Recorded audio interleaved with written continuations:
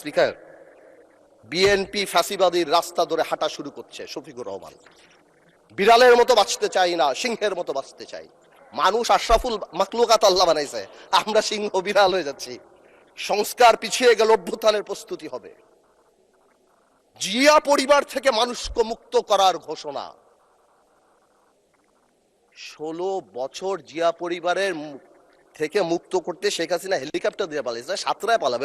Speaker বলে কি?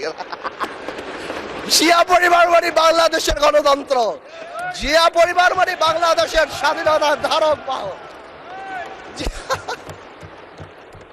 জিয়া পরিবার মানে বাংলাদেশের স্বাধীনতার ধারক বাহক। এখন জিয়া পরিবার মানে গণতন্ত্রের এখন কেন্দ্রবিন্দু। জিয়া পরিবারে ভাগাবে আল্লাহ। আওয়ামী লীগ সরাতে 17 বছর লেগে, 16 বছর, আপনাদের সরাতে 16 দিন লাগবে না। এইসব কথা বলার পরও যেই আমরা একটু অ্যাটাকে যাই, আসুন আমরা সবাই এক হয়ে যাই। এই ডাবল স্ট্যান্ডার্ড করে লাভ হবে না। আমি বিরোধী দলের নেতাকে সম্মানের সাথে বলতে চাই, আপনি আপনার ঐক্য, আপনার দলে ক্লাস নেন।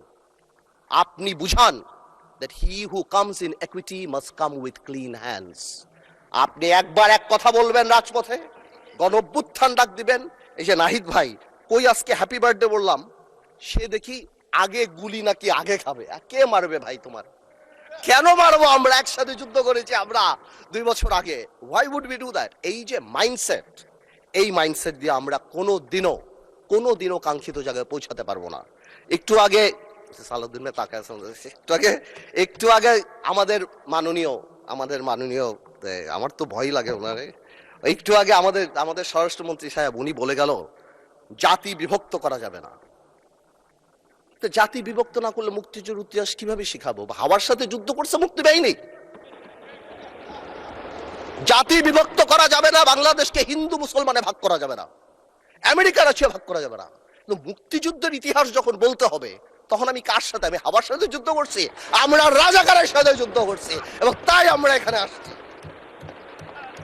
আল্লাহ, আজকে তো শেষ।